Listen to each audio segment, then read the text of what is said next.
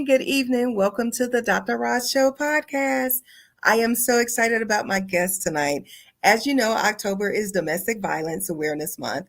And so tonight we are talking about the hard conversation of domestic violence does not discriminate. And so we have Sharon Rose, who's our guest tonight, and Amber Crystal, who is also our guest tonight. And I'm going to let the ladies introduce themselves and tell you a little bit about themselves. Sharon, we'll start with you first. Okay, well, I hail from the great state of Michigan. And for most of my career, I've been a CFO. I'm currently a finance director. I just kind of wanted to do something a little bit different. I was married, divorced. I have twin daughters, one of which is getting married this December that I'm very excited about. And I just enjoy having a good time. I love the movies. I love to golf. And I love sports. Thank you. Thank you for sharing that with us, Sharon. And Amber Crystal, tell us about yourself. Well, let's see. I'm from South Carolina, born and raised. I was married to a pastor. I'm divorced. I'm a board certified licensed esthetician instructor. Let's see what else about me. I'm really an introvert, but most people don't believe that. I'm an extrovert when need be.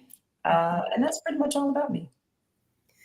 You are what we call an ambivert, someone who's extroverted at times and introverted at times. Yeah. So Amber Crystal, I met you. Well, Sharon and I both met you at the TEDxU Street Speaker Spotlight. And so you gave your speech and it was so intriguing. So I want to start with you. Please tell us your story and don't leave anything out. Well, it's funny because I know that I'm laughing now because I'm in a place where I can just laugh and just have a good time. I would say it started in 2017 and I was married to a pastor. There was an indictment that happened and then a superseding indictment happened on my life as well. And just from there, I've been a believer for 20 plus years. So I kind of had to tap into that to kind of help me through one of the most difficult times in my life. I know a lot of people like to know the details of it, but I'm reserving that for something that I want to do in the near future. But what I will say is that it was a traumatic time. I will say that it was a time that if you really didn't know God for real, your life could have went another way. Mm-hmm. So there were some certain things that happened that I do want to share that I think that will encourage people about my faith in God and how God had just shown up for me in that situation. Mm-hmm. One of the things was when I was in front of the federal judge and he was reading me, what they read. He told me that he did something for me. And one of the things that he did for me is he hired an attorney. And you could hear gasping and a pin drop at the same time. It was like those emotions was going at the same time, because I don't think in the history of federal court, anyone has ever stood in front of a federal judge and he's done something like that. That let me know that God was really with me during that time in my life. Mm-hmm, mm-hmm. Yeah. And it's, and I hear you want to reserve your story and I completely respect that. But I know that people were probably like, you were married to a pastor? Yes. And there was abuse with the pastor? Like, how did that work with them being in the pulpit? Mm-hmm. Yeah, go ahead. Yeah. Let me talk a little bit about that. So I discovered a perspective with domestic abuse. And I put a disclaimer, even though I did not experience the physical, there are many different factors that lead up to that. And I believe that I was saved at the time that God saved me, so I wouldn't even experience that part. But what I want to share is some of the perspectives that I thought about is there's financial abuse. I went through that. There's emotional abuse. I went through that. There's psychological abuse. I went through that. And another thing that happens with all of that abuse is there are what's called flying monkeys around. There's people around these individuals that actually acting like that towards you in an abusive manner to even keep the flames going. So I think what happens when it comes down to individuals that act like that and abusive in those ways, there's other individuals around them that actually helps them to even continue to stay like that. And it's interesting you say that because obviously what's in the news right now that we all can't get away from is what's going on with Diddy and Cassie. And so Right. people are like, well, why did she stay? Or she's this gold digger. But if you looked at that video of that baby, and every time I see it, it makes me cry. Yeah. I didn't experience her pain, but I could see the fear in her. Yeah. That baby didn't even have her socks on. She was running for her life. Yeah. And at the elevator, she's putting on her socks, right? She's just trying to get away. She doesn't even hear him behind her because it appears that she's just like, I'm finally getting away from this. Oh my goodness, I am getting away. And then when he comes and he hits her and then he kicks her, she just automatically goes into the fetal position of trying to protect herself. This man did that in public.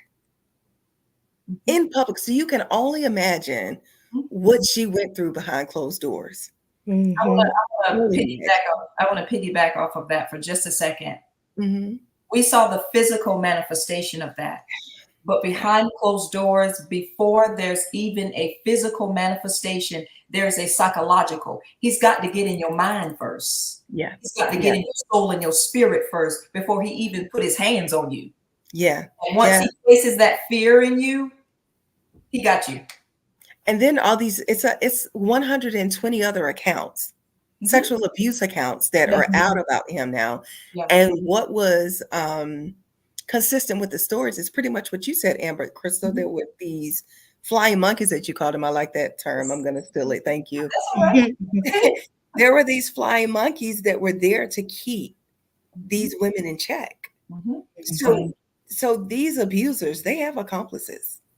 Oh yes, they have a whole system helping them. Yeah, it is. Yeah, because what happens is those people are benefiting from his brokenness. Yeah. That's all there's to it. I mean, you a doctor, you kind of know what I'm talking about. I hadn't studied like you, but because I've experienced it for so many years, I started looking into it because I was about to have a nervous breakdown twice. So I had to really understand. I said, I need to understand what is going on, what has just happened in my life. And when I did, I studied a little bit about narcissism and different things of that nature. So I kind of had to understand. That helped me heal.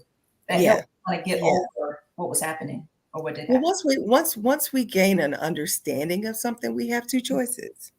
We either change or we stay in the situation. And so I'm glad that you were on the journey to get the understanding, and the indictment had to happen so that you could get out. Oh yeah. It also birthed a ministry in me. Although I did not share that earlier, it birthed something in me that now I'm helping other people deal with trauma and deal with brokenness and different things that they could need to confront in their life to actually heal. Yeah, absolutely.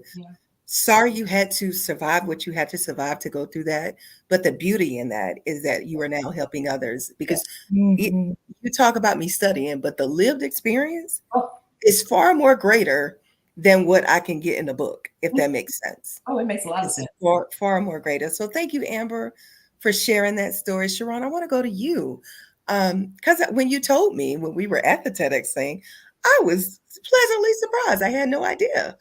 So first of all, I want to thank you for sharing that vulnerability and saying that, you had gone through that situation, because I see Sharon and I know each other. We're sorority sisters, and we're also Black Door Society members together. And so we know each other in that way. And I just see you as this, and I apologize for what I'm about to see, this well put together person who's so intelligent and so sweet and so kind that I never would have thought that you would be a survivor of domestic violence. So please tell us about your story. So, it's interesting. What Amber said is so, so true. There's so many different forms of domestic violence. And, I can sit here and tell you that mine was domestic violence because it was, but it wasn't domestic violence when you think of somebody getting just beat down all the time physically. The Mhm. thing about me and my situation, I think, was really interesting is that I was already on a career path, right? I was Mhm. always this career corporate person, feeling like I was born to wear a suit and pumps every day. Mhm. And so I had a Mhm. strong sense of self and a lot of confidence. Mm-hmm. And so when I got married, would you believe the first time I saw his domestic violence was on the honeymoon? Oh, wow. It was. And I don't know, to try not to take up a ton of time, but I don't know why I didn't go home because I talked about getting an annulment. I Mhm. didn't tell my Mhm. mother right away. I think shame set in. It was like, how what are we going to do with all these gifts? People have given us all this money, And then I said to myself, well, this can't happen because I'm just not going to have it, kind of thing. And Mhm. so it was in the back of my mind and brushed it off. So the incidence of domestic violence was never, I mean, it would be like a shove or choking. Mhm. Um, the interesting thing was he couldn't verbally abuse me because I mean, I was just too strong. I made more money than he did. I was Mhm. corporate. I mean, so he couldn't go there. Mhm. But what I really began to learn was his upbringing. And Mhm. it really stemmed from his upbringing. He was angry at his mother, Mm-hmm. and he was taking that anger out on me. Mm-hmm. Mhm. And I realized that in certain instances when it came to the twin daughters that we had that were small, he would say things to me like, you need to stay your butt at home and take care of your kids. Well, I always took care of my kids, Mhm. right? I always took care of my kids, but it was just things I started to see. And then I began to realize when he felt threatened is when he would get angry. But it's also interesting because I had a friend of mine say to me one time, she said, when you and the girls are away from your husband, you're different. Mm-hmm. And I knew exactly what she meant when she said it. Mhm. Right. So I knew what was going on. I knew eventually that this was going to come to an end, but it took probably two instances. One was we were arguing and I didn't know he had a gun. Mhm. And he Mm-hmm. had taken the gun out. He never pointed it at me, but he Mm-hmm. was looking at it. And while he was looking at it, he was threatening me. Wow. And I knew then, okay, this I can't do this anymore. Yeah. I'm Yeah. not doing this anymore. And then, I couldn't just up and just leave right immediately away, right? And Mhm. Mhm. so part of me was kind of like, he would never do that. Why would he? I was just puzzled by even that. So about a week or so later, he came home one night and he was drunker than a skunk. Mhm.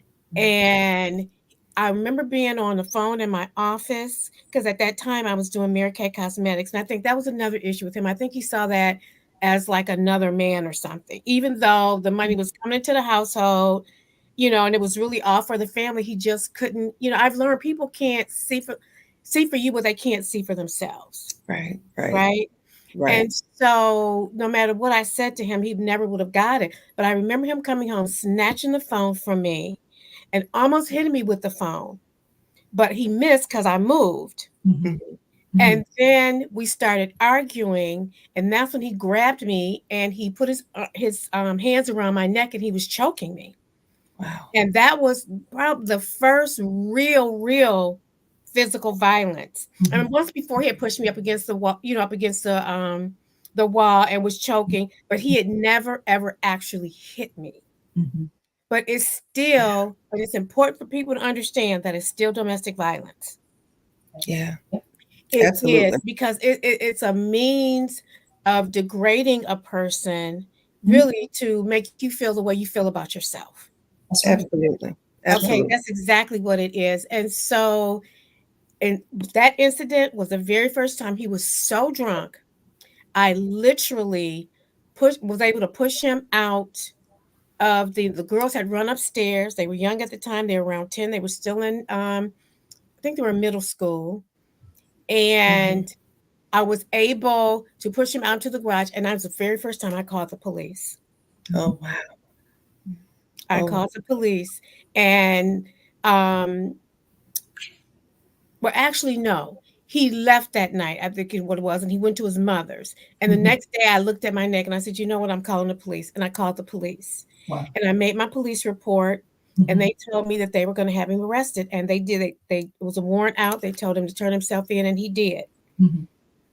Mm. And so we never got back together after that. It was my hope that he would go through counseling Mhm. because he had been arrested, because that was part of his sentence, was that he had to go to counseling. Mhm. Mhm. And I had hoped that he would and really see the light. But we had been to counseling before, and we Mhm. had an incident probably about maybe 5 months or so after that, where he threatened me. We were arguing about something. He threatened me, and I said, "Okay, he hasn't changed," even though he was going through therapy, and I Mhm. knew it. So I knew that the marriage was over. Mhm. And then I just kind of went on, and I threw myself into my children and my career. Mhm. That was one thing. I never gave up. I never lost my career. I never, I lost some of myself through those years. I was married for Mhm. 17 years. Okay. Mhm. Mhm. Mhm. So it was really for a long time. Yeah. Mhm. Again, we could have 2 good years, Mhm. and it would be far and few in between. But again, it's important to recognize that that's still domestic violence. Yeah. Yeah. So if it were not for the strong sense of self Mhm. and of confidence that Mhm. I had in Mhm. myself in the very beginning, Mhm. I don't know what would have happened. Well, I want to say I'm so happy that you got out of that situation. The gun part Mhm. Mhm. terrified me from you as you were telling that story. I It was having terrified me a too, especially with visceral, 2 yeah, I was having a daughters. visceral reaction to that. Yeah. Because I Mhm. mean, when you think about it, used to be that being Black was a protective factor of murder suicides, but we now see Right. that's not the Right. case, unfortunately. So, Mhm. it when I think about that, it's just like there's a readily available gun. And when someone is in that state of being abusive, Mhm. they're very impulsive and they can't control it. No. And And it's once they're in it, they can't come out of the Mhm. race, if that Mhm. makes sense. right. Yep. And That's exactly we correct. saw And that. alcohol heightens it. Now Yeah, he absolutely, hadn't been absolutely. drinking. He hadn't been drinking at that point, but Hmm. that's still, I knew then that that's it. There's just Yeah, no way. I wasn't even raised that way yeah, Mhm. in that yeah. type of environment. So it was, that's it. Yeah, I knew it was it. But again, I went and on until I had just had enough. Mhm. Wow. Because and one thing that I know about most women is that we live in this kind of hope factor. Yep. Like we hope you get it together. We hope you can change. We hope that something, the kids will make you see the Mhm. life that we can have. Like something will resonate with you. But Mhm. unfortunately, when people, when it's their observational learning and that's what they saw growing up, they Mhm. don't know how to deal with those situations. That's how they learn to cope, and that's how they learn to handle frustrations. And so Hmm. I'm so glad that you were able to get out of that situation. There are so many women who aren't as lucky. That's right. I think I was just reading. I think this is maybe about a month ago. There was a young lady on her way to the courthouse. She had a hearing with her husband Mhm. and about the domestic, and then he killed her at the courthouse, Oh Lord. Yep. in front of the Wow. courthouse. Yeah. So there are so, and here's things that people say all the time. Well, why don't these women just leave? It's not that easy. Crazy. And what It's research has not. shown us, Yeah, it's not easy. Mhm. I believe throughout the 17 years of my marriage, besides when he got arrested and he had to go to counseling, we had been to counseling twice. Mhm. yeah, And so if yeah, you don't change your, through that, then, and I'm saying that to say that's probably why I stayed, Mhm. because Mhm. we had yeah, gone through yeah, counseling and Mhm. there was always this yeah, hope. I had young children. Mhm. I didn't yeah, want a broken home because I Mhm. came from one. Mhm. So there could be yeah, a lot of reasons why people stay. Yeah. Again, mine yeah. wasn't constant. Mhm. It could be Mhm, a year, mhm, 2 years before it got Yeah. heightened. I mean, that's no excuse, Mhm. but that yeah, may be one of the reasons, why I stayed so long until I got to the point where number one, there was that gun. And then number two, after that particular night, it was the worst, and I was just, I'm done. Mm-hmm. Yeah. Yeah. Right. Because I can probably see people looking at you. Here you are, this big CFO. So finances aren't your issues. You could take your girls and leave Mm-hmm. like that. You know what I Right. mean? That would be an Yeah, because issue. I was But the it's so breadwinner. much more. Yeah, it's so much more to it. And what and I go back to the example of Cassie when we saw her trying to leave. Mm-hmm. When women try to leave, that's when they are the most in danger Yeah.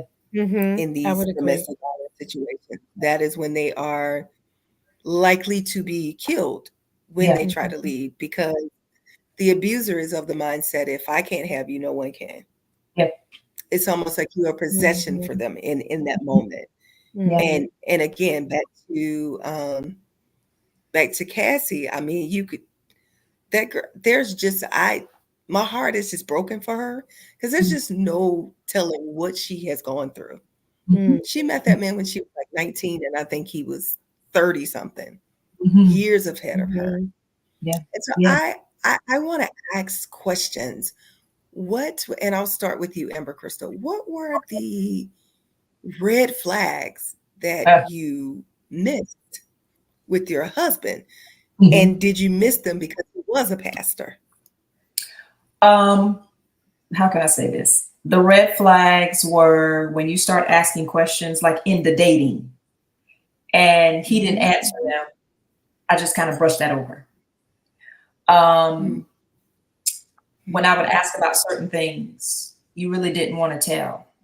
And remember, I spoke about the flying monkeys earlier. What happened Yeah. was you brought your mother in. The mother was the Mm. protector. So if Mm. we are dating and you bringing your mama in, at the time I was very young, so I didn't know it was like that was like Mhm. thing like that was like off. I found out Yeah. later it was because now that Yeah. I'm going into a marriage with this man, now it gets worse because you're already married now. So Yeah. I don't have to So you answer stuck with her now. Yep. right. I don't have to do anything. Like you just gonna the red flags was I really couldn't get a backstory of who he was. You know how when Mm. you're courting someone and you're talking to them and you're getting to Yeah. know each other, you knew everything Yeah. about me. You didn't want me to know really anything about you. Yeah. Mm. And Yeah. something that Miss Sharon said earlier, my ex-husband went to prison.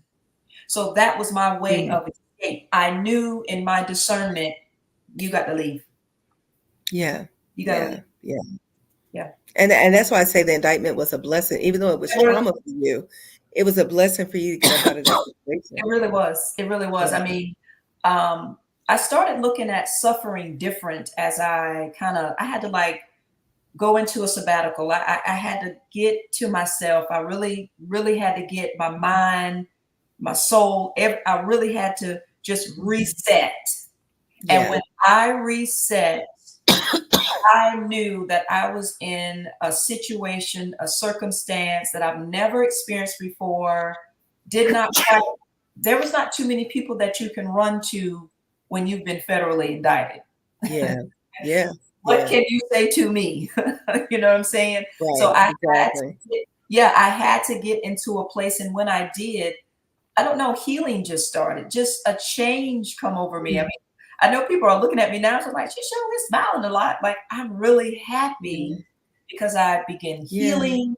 I begin, becoming more whole, more mature. I needed a level of maturity because I didn't realize Yeah. I did not have it. A lot of times, the Yeah. young girls, just like Cassie and a lot of young women, they are not mature. When you discern Yeah. a red flag, you kind of erase it because you like him so much Mhm. because he's that. Mhm. That's how I Yep. was, and that's why And I and and need to connect with the red flags. and to your point, Amber Crystal, what we do in this black community, ooh, he go to church, he love the Lord. He's a good man. Mhm. Yes, yes, yes, yes. I mean, I've been guilty of saying that myself. Ooh, he love the Lord. Is he gonna Oh be the man, one for me? Like we just we don't get have guilty because time that's to what you even talk hear. about that tonight. We Yeah. just do not have time to talk about that tonight because I know everybody Yeah. has their own perceptions, their own thoughts about church and God and all Yeah. of that. which I respect, I understand, that's fine. But when I Yeah. tell you that the God, the real one, was in the courtroom with me because they were trying to give both of us 10 years. Oh, my goodness. My God. Mhm. I'm so glad God saved you from that. Oh, Yes. wow. It's funny that you say that. When my freshman year in college, Mm-hmm. I was dating a guy from Mm-hmm. American Baptist College, Uh-huh. and it became very clear that he was a sinister minister. That was the nickname we gave him. Yeah, Secret I was lives. like, okay, Yes. you are asking, yeah, like Mhm. you are asking to Yeah. do things that a minister should never be, or like it just was not Yes. what you would think someone who has a calling on their lives. And we're all human, right? Yes. Yes. We're Yes. all human. But it was so funny. It was like him and his friends, like we just started labeling them like the sinister ministers. And Yeah. I won't call his name, Mhm. but if you're out there, I'm sorry, that's what we called you. Sorry. It's But just what it is. there it just It yeah, I just started seeing the red flags. Like yeah. like I remember for my birthday, he gave me like a Bible. Oh But wow. in the Bible, he picked out a verse where he turned it into his theology of why intimacy should occur between us. And I was Goodness. like, "What? Wait, what?" Mhm. Like, like I was like, "This. Listen, this does not sound right, but Mhm. okay." And I was Mm. just like I don't even know what I did with that Bible. It's packed up somewhere, I'm sure. But I was just like, sinister minister. So Yeah. just because they love the Lord and just because they have a calling on their lives, does that Yeah. mean that they are not capable of living a double life? That's correct. And we've Yeah, certainly seen that in other pastors as well. Of course. Yes. absolutely. Yeah. Absolutely. And I would Absolutely. say, there's going to come a time where you're going to be revealed of who you really are. Eventually, maybe Absolutely. it's 5 years, 10 years, maybe, but it's coming. And that was Yeah. just his time. Yeah. Yeah. Mhm. Yeah. So again, thank God for that grace of getting you That's out of it. that situation, because Right. there's no telling what else could have happened. Like you almost being federally Yeah. indicted with 10 years. I did have charges. Whew. I was charged. I did have charges. I did have to go back there and take a picture. It's just not out in the open. Like you can't Google me up because the judge didn't do that for Gotcha. me. But I did everything. My arrest wasn't the normal arrest. It was, Mhm. okay, we're gonna do something different with her. We're just gonna subpoena her to court, and she's gonna Mhm. go back there and do what everybody else has done and then come before the judge. So when I tell you the level of trauma that put me through, because Wow. I've never experienced anything like that before in my life, it changed. Yeah. It changes your mind, it changes your soul. It's like, what in the world is going on? Yeah. You have no idea where to run to. Absolutely. And so, yeah, Absolutely. yeah, Well, Whew, it's interesting. that is go ahead. Yeah, I was Red gonna flag. come to you, to run the red flags you saw. Yeah. yeah. Um, red flags. Prior to even getting married, Mhm. that I think I didn't pay close enough attention to would be like, I never even went to. He kept me away from his family a lot. Mm, I never even went to his mother's house until the year we were married. We were married in September until that uh, holiday season. Mhm. Was the first time I'd ever been to okay. his mother's Okay. home. I had met her. It was the first time I had been to her home. That's a flag because you're hiding something. Yes. Okay. Yeah. Yeah. And I kind of Yeah. brushed that off because, I thought, well, maybe he's just a little bit embarrassed by his family, whatever, but I brushed that off. Mhm. Um, I remember one time him having his little niece. Now he would babysit his niece for his sister. And I would just, when she got a little bit older and she was just being a kid, he would kind of lash out at her. Mm. He would never Mm, hit her or anything, but he would lash out at mhm. her. Other flags I saw was I already told you about the honeymoon. After that, Mhm. he totally chilled because I was really talking to Norman and Mhm. leaving and this and that and the other. And I had not fully really even moved into his house yet. So I clearly could have just went home. and stayed Right. there. And so, besides the incident with his niece, um, I would notice that when we did have an argument or he was angry, his lips would start quivering. And I've always been Oh leery wow. of people, and maybe that's Mm-hmm. wrong, but I've always been leery of people when their lips quiver like that. Mm. Just start shaking Mm-hmm. because Mm-hmm. it's like they're just so angry they can't get it out. Yeah. Mm-hmm. And when you Mm-hmm. hold Mm-hmm. anything like that in, that's never good. That's right. Yeah. That's never good. Yeah. And so I just, then I told you about the incident when I was really starting to put together, well, why is this man like this? He's not a monster, right? Mhm. He's not a bad Mm-hmm. person. And Mm-hmm. then that was when I started to ask, well, why is he like this? And when I Mhm. started listening and paying closer attention, Mhm. I told you one time he told me to stay home and take care of my kids. Well, in that particular instance, I was going out. My girlfriend was running for judge. I was going to her fundraiser Mhm. to help at her Yeah. table, right? Mm-hmm. And you knew that. Mm-hmm. So that was so Mm-hmm. unnecessary for you to say that. And I just started putting, you know, two and two together that he was angry at his Yeah. mother. He was taking it out on me. Yeah. Yeah. It's a lot, and when abuse does take place, it's a lot of repressed energy. It- And someone said it kept you from your family because, oh, I'm sorry, it went by too quick. Because the world to see his true colors and try to keep you from him. Yeah. Yeah. Your Hmm. family would have been like, yeah, no, he's not. Yep. He's not the one. That's a great comment. Thank you for that, No, no, Aaliyah. no, no. He kept me from his family. Yeah. So you Yeah, couldn't he see kept his me from his craziness. family. Yeah, Right. from his Yeah. family. Yeah. Yeah. And then to your point, Amber Crystal, why and you saying that you were younger, Yes. but when we meet the mama, it's like, oh, you must really like me. You just said. Not knowing, So true. yeah, You just. not knowing that the mama is a part of the problem, That is right? correct. But we have been socialized to think that if he goes to church, he loves the Lord, he's a good man. And if you get to meet his mama, he really cares a lot about you. Yeah. And that could be further from the truth. At least in your case, Amber Crystal, that did not seem to So be true. the case for One that. of the Did things you, I Yeah. would say, Amber, did you pick up on any signs of his relationship with his mother? oh yes, definitely. Oh, it was a horrible relationship, but I didn't. It was hidden. Mm, It would just come out as I came more around. And then when she mm, saw I wasn't going anywhere, I'm just gonna be me. They mm, protect each other.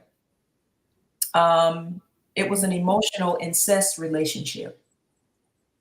mm, He was connected to the what do they call the strings, and so mhm, she never really liked me, and I didn't know that. mm, There are people that can act like they like you, and mhm, eventually the true colors will come out. Like I said, I was very mhm. young, but I'm much older now, and a lot of things are starting to make sense and connecting. And then when I actually did my own study on it, I know a lot of people will kind of like, she did her own study on it.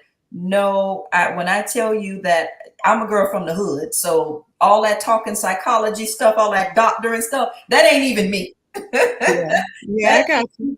yeah, that ain't even me. So I knew God was kind of put me in a direction and a destiny. Say, read this. This is gonna help you. This is gonna help Yeah. you understand where you've been. This is gonna help you where you've been. I mean, I know that was him because I would have never thought of cognitive dissonance. Right. Yeah. Yeah. I Right. Yeah. don't even talk like that. Yeah. But now I talk like that because I'm like, oh my God, cognitive dissonance is living and walking in a lie for so long. The moment you discover the truth, you can't accept it because it literally hurts the cortex of your brain. Like, I can't Absolutely. accept this truth. Mhm. And Absolutely. there's a lot of people that are walking and living in cognitive dissonance as they are watching us today. They're living in cognitive dissonance. So that's just You're one of the right. things True. that I Yeah. You're right. discovered where I was at one point, definitely where they were and are continuing to be. Yeah. Yeah. Yeah. Yeah. Yeah. It is. it is a very because well, me, and this is me to a fault. Mm-hmm. I trust you until you give me a reason not to. Benefit of the Mhm. doubt. Mhm. Yeah, I give everyone a chance. Benefit. Yeah. I mean, I can't. It's just who I am. I don't. Me too. It's problematic. It has shown to be Mhm. problematic in my life, It can. but it's just how I was raised because I naturally, fundamentally want to believe that people are good. Yeah. Right. I want to believe that, Yeah. but that isn't always the case. But in me saying that, that Mhm. does make you susceptible to victimization. So my next question, and I don't want you to think that I'm victim blaming, Mhm. but I want to ask you, what made you, Sharon, I'll start with you first. What Mhm. made you think that, how do you think that you became a survivor of domestic violence? Like, what was it about you that he felt like he could do that to you? Mm. Probably the difference in strength and power, Mhm. because he was a man and I was a woman, because again, he could not verbally abuse me. He couldn't talk about how bad I looked, how bad I dressed. I Mhm. didn't have a job. He could never do that. Mhm. So Mhm. I think it was just purely a physical thing where he, you know, just was stronger physically Mhm. than me. Yeah. Um, there And for may those have that don't been, know you, you're like 5'3", baby. So for those who don't know you, you're like 5'3". I yeah, don't know your I'm actual height, like but you're 5'2", short. 5'3". I'm not Yeah, very tall. Yeah. yeah, yeah. So that plays into the physicality of it as well. It Yeah. does, but I think you're asking an even deeper question, and I'm really trying to think deeply about that in terms of what was it about me besides, because every man and woman may feel that way, right? But Mhm. what was Yeah. it about me? It could be there. It could be maybe, I don't know. That's a good question because I didn't really actually experience or see the physical violence until he hit me on the honeymoon. Yeah. Mm. Yeah. So what made him think that was okay? Right. Right. I don't know, but I later found out I was not the first woman he had hit. Oh, wow. Mm. So I Wow. found that out later on from an aunt who I became close with. Mm. Mhm. And Mhm. so, obviously it was a pattern for him. Mhm. So I don't know that there was something that I was signaling to him that it was okay to do that, given that he had done it before. Mhm. Mhm. Um, maybe there was a weakness I'm not aware of, Mhm. which would be the deeper question that made him think he could. I honestly can't think of anything um, that made him think it's okay, except he had gotten away with it. Yeah. Oh. And honestly, it simply could just be that maybe he saw the same trait in you that was in another woman that Mhm. because obviously he was charismatic enough to attract someone of your caliber. Mhm. So obviously he was able to do that, but in the breakdown, he just could not manage his impulsivity to try to Mhm. minimize who you were, Mm. Mhm. unfortunately. And so it may not necessarily have been anything about you per se, but it could have been like you reminding him of the Mhm. other woman that Could he did, be. Mhm. if that makes sense. So No, it I does. just always want to ask that question because I sometimes we don't really sit back and think about what makes us susceptible to being a victim. Like Mhm. for me, like I've done a lot of work obviously to Yeah. realize that I can't just show people that I will take you at face value all the time because Mhm. people will take advantage of Mhm. that. And so I Yeah. know that makes me susceptible all the time. Other than Mhm. me just being smiley and gregarious, but what people don't really understand that I'm a fierce advocate for myself too. Like there are just some things that are never going to take place with me because I have four sisters. It's four of us, four girls, and I'm the youngest, and my dad raised us all to really be tough, even though I don't look tough. Most people don't think I'm tough, but he always taught us to be advocates for ourselves. Mhm. But I guess in a way, because as a therapist, I always see why the reason why people do things, Oh yeah. and so sometimes I Mhm. do excuse that, Mhm. if that makes Mhm. sense. So it could be a red flag, but I find a reason for the red flag, Mhm. if that makes sense. And so, like, I know that's a part of um, my that was a part of my struggle when I was in this dating world. Like, I would be like, oh well, his mom left him, his dad left him, he was abandoned. That's why he has these But today, the way that people are committing these acts of domestic violence, like, we can't allow those things to get in the way. And so, I recognize that at this late age of mine, but Mhm. sooner rather than later, right? Mhm. The Right. You reality. know what? As I'm sitting here listening to you talk, Mhm. I wonder if there's a statistic on domestic violence victims who don't have present fathers. Oh yeah.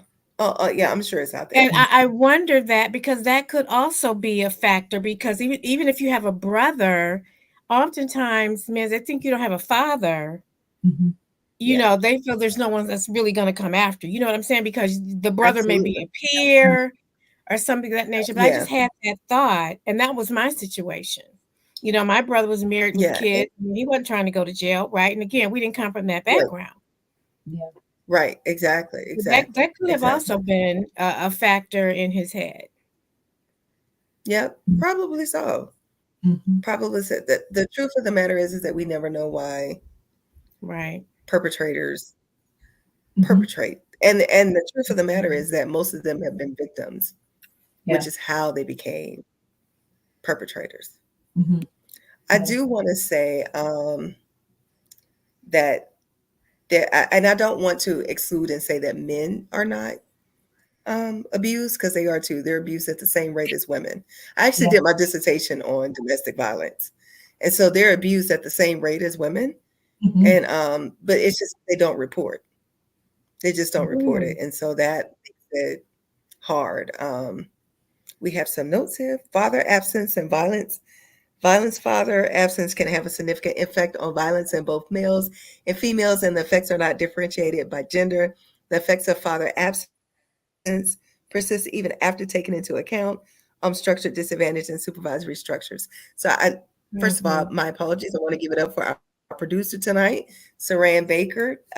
She is our producer tonight, and here she is giving us the facts so that we can educate us on, even though she had time to look this up. But she looked up these facts for you, Sharon, just to let the audience know that it is a factor, but there is a significant effect, basically. Thanks. Okay. Yeah. And Amber Crystal, we'll go to you. What do you think? I think part of what you said, you were young and you mentioned maturity, but what do you think were other Um, other factors? I think for me, just being transparent and honest, I suffered severely from low self-esteem.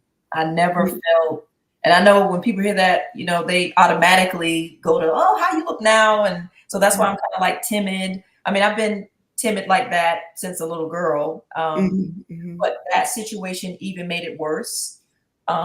With the timid as a little girl, low self-esteem was birthed, feeling inferiority, just not feeling good enough, not looking, being like everyone else. So I want to jump back to what Miss Sharon said. I think one of the Sharon. Sharon, I'm sorry. Thank you. I don't have on my glasses, but It's okay. she said she really don't know what it is. A lot of times men try to figure out how can I get her. And I Mm. felt like that was Mm. in his mind. Like I couldn't get her here. She's good at this. She's strong with this. She's financial this. She's da da da. She's a business. I'm gonna get it with my hands. Yeah, That's the mindset Mm. feel like he was in because he couldn't he know you was so sure of yourself. He knew that you was so confident. It's like I can't get her there. I'm gonna have to go straight to the hands. But for me, yeah, I'm from the hood. So I think my ex-husband knew, let me not try her. because let me not go there. She might do a little something. So what he did, what I feel what happened to him as a child is the verbal. A lot of Mm, people don't realize the verbal getting It's in worse. the it's mind worse. is worse than It is physical worse. because It is. breaks down your soul, your spirit, just who you Yeah. are as a human, just the humanity of you is broken Yeah. down. When they do that, they can easily get to the physical aspect of you at times. But there are some women, as we have on here tonight, that he couldn't get to the verbal. He had to go Yeah. straight to the physical because he couldn't do that yet. So, yeah. Yeah. Yeah. I believe that to absolutely be true what you said, Amber Krista, in terms of they recognize what they can do to you, what they can and cannot do to you. Mhm. Mhm. They recognize that. Yeah. And so, but because of their own deficits, like you Yes. said, he had to resort to violence. Yeah. I Because mean, unfortunately, and again, if I think about it from the perpetrator's perspective, many of them have yeah, been yeah. victims first. Oh, And yeah. so it's normal to him. And I'm not normalizing abuse, Right. but just in the way of Amber Crystal, you mentioned the cognitive dissonance and as well as the emotional dissonance, and just in ways of understanding it, the behavior of someone is that they are only doing what they know. It's just like if we think about the situation with Chris Brown and Rihanna Yeah. after he beat her mercilessly. They Yeah. were seen like over the weekend on vacation together, and people are like, "How is she out with him? Why would she be with him?" Because Mhm. she grew up seeing abuse. It was a Mhm. learned behavior in her house, and so it felt Mhm. normal. Yep. And he grew up seeing his stepfather abuse his mom. Yep. And so when they both had reached Mm. their level of coping mechanisms and they didn't know what else to do, Mhm. all they knew to do was what they had learned when they saw someone become frustrated was to Mhm. be physical. Yeah. And so, Men have a certain level of discernment. yeah, It's like yeah, they know it's almost like they know how to zoom in on you. And it doesn't even matter if you are whoever you are, if you've got a yeah. career or whatever, they can find something that they can get at you about. Mhm. They will do it. And I'm not saying all men, And because we Sharon, for you, it was motherhood for you.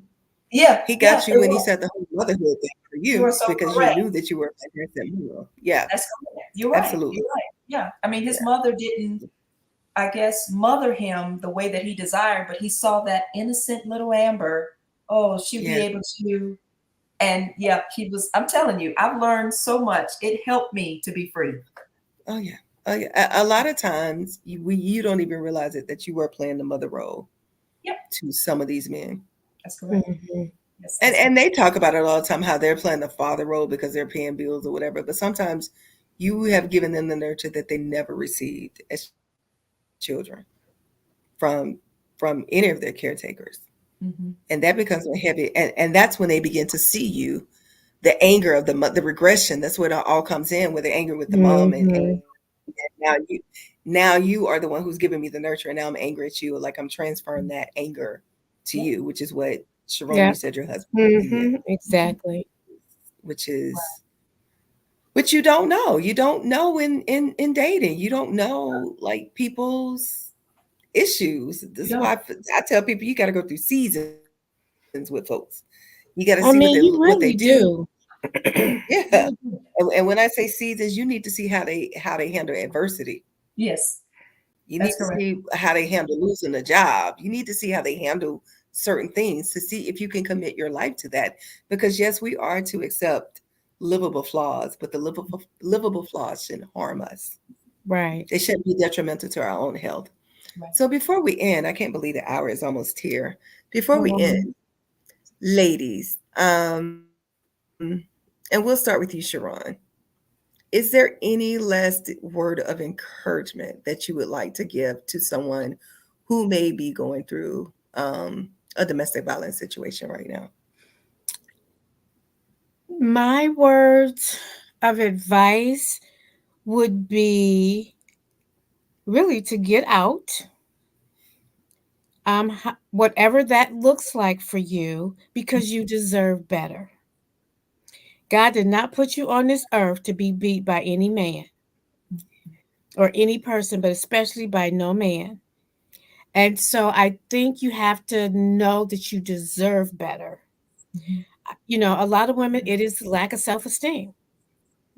Yeah. As to how they stay and things happen, but no one, male or female, deserves to be beat or physically abused or emotionally abused. Mhm. No one. So Yeah. I would say, pray Mhm. and get out. Yeah. Thank you. Thank you. Amber Crystal, any last words No, I for don't want you? to add to that. I mean, that's pretty much what I was going to say. The only thing I would say, I'm serious. See, that's how much introverted I am. Like, no, I'm good. No, but seriously, that was on point. And if I can just add to that, God will make a way of escape when you do pray. Mm-hmm. I don't know how He's going to do it. I don't even trying to tell nobody how to, but if you pray, as it was just stated, He'll make a way of escape. He'll allow something to happen for you to get out. Amen. And I will say to those of you that don't know him, you need to know him for him to Yeah. make a way for you to escape. Amen. That's important. Okay, that That's important. very important. Yes, Amen. that is so true. Amen. Yeah, yeah, yeah. Wow. Ladies, how can people reach you? We'll start with you first, Sharon. If they have any Uh, further questions or if if, they want to talk they more, can how they can can they they reach can out to shoot you? me an email. They can shoot me an email at rosebuds with the S on the end, ROSEBUDS 01 at att.net. Okay. And Amber Crystal, I know you have some acting projects coming up soon. Yeah. What's that for you? Why do I feel so when people ask me that? I know I've done it, but that's just my temperament. Well, I mean, I've worked with Paramount, I've worked with Universal, I've worked with so many different ones. Unfortunately, I'm not able to say what the project actually is until we finish taping. Okay. I was just I was Understood. just in Wilmington recently for a film like 3 or 4 times. But they can reach me Okay. at I am Amber Crystal Instagram. Of course, I do have a ministry, hwmministries.com, or they can actually go on my website and just contact me there. Thank you. Thank you. Thank you, Sydney. Thank you. Thank you so much, ladies, for your vulnerability tonight and your willingness to want to help other people who may be in this situation. We appreciate you. Before we go, I do Thank you want to give for some having me. resources. Oh, absolutely. Absolutely. But thank you both for saying yes. Such an important conversation. So thank you both for saying yes. I really appreciate you. Before we leave, I do want to give resources. If you find that you are in a space where you are being physically, verbally, emotionally, or financially abused, you can reach out to 211 in any city. It is ran by United Way and they will provide you with resources. So Mhm. simply just dial 211, just like you would dial 911, and you'll be connected to resources in your city. And that's in any city in America. So there are resources. You do not have to go through any of this alone. There are things in place to ensure that you are safe and that you can get out. And work that I've done, I know here in the DC area they have DC crime victims, and so if you are a victim of crime such as domestic violence, they will relocate you and they'll pay for the relocation and everything. And so if that is if it and I'm sure if it's in DC, I'm sure it's in other cities. I just know Mhm. specifically it's in DC because I did therapy for them. So if that is the case, there are resources in your city. If you need to get out and get safe, there are places that you can call out. Start with 211. Start with 211. And another thing that I would say is that you need to document. You need to document your injuries. You need Mhm. to have someone you trust to take the pictures for you and for them to save the pictures for you because you may not be able to save them at home, or come up with an escape plan, because we do hear that it is very hard to escape when you are in this situation. But if you have a plan of a way to do it and you have 2 or 3 people that you trust to help you with this plan, then it is possible to get out of this situation. As we were saying, that God would may provide that escape for you. And so I do want to offer that to you. And if you are having any suicidal ideations because you are in this situation, you can always dial 988 for the National Suicide Hotline, and it will help you, and they will talk with you through these things. And if you have children, do not worry about that. They will not call the police on you. They will not take your kids away. They will just talk you down from those suicidal ideations. So I know a lot of people are afraid to reach out because they feel like the cops getting involved, they may take my kids and things of that nature. That's not the case. That is not the purpose of those hotlines. The purpose of those hotlines are to be a resource to you. And so I would encourage you to use those resources so that you are in a space where you know that you do have support. And with that, I want to thank you for another great show, ladies. Thank you so much for being here. Thank you for having this very important conversation. We may not know it now, but this conversation may save someone's life in 6 months, in a year, 2 years. We may not know it, but sharing your vulnerabilities and sharing how likely it can happen and how domestic violence does not discriminate is a blessing to others. So I do, with all my heart, I appreciate you being here, and I thank you. And if you are not subscribed to the Dr. Roz Show, you need to head over to YouTube right now and subscribe to the show so you won't miss any of these shows. We have impactful shows because the purpose of the Dr. Roz show is to talk about those things that are extremely hard to talk about. And so we have a very candid conversation about it to where it does not feel as if it is a struggle to have this conversation. And so that it's also educational and informative. And so if you are not a member of my tribe, go ahead now and click the button to subscribe. We'd love to have you. And check out the other shows we've done in our season 1 premiere. And so this is season 2. And so we're looking forward to our next show, which will be on reproductive rights. And so I'm really excited about that. We have 2 OBGYNs that are speaking, and 2 individuals who have really suffered with having to make the hard decision to abort a child or their life. And so we're really talking about that. Just the things that we have to talk about now is really, it's really unfortunate, but we're delving into it because we have to have these conversations to save ourselves. All right, everyone, have a wonderful and beautiful night. And I love you with the grace of God. Thank you for joining. Thank you. Thank you.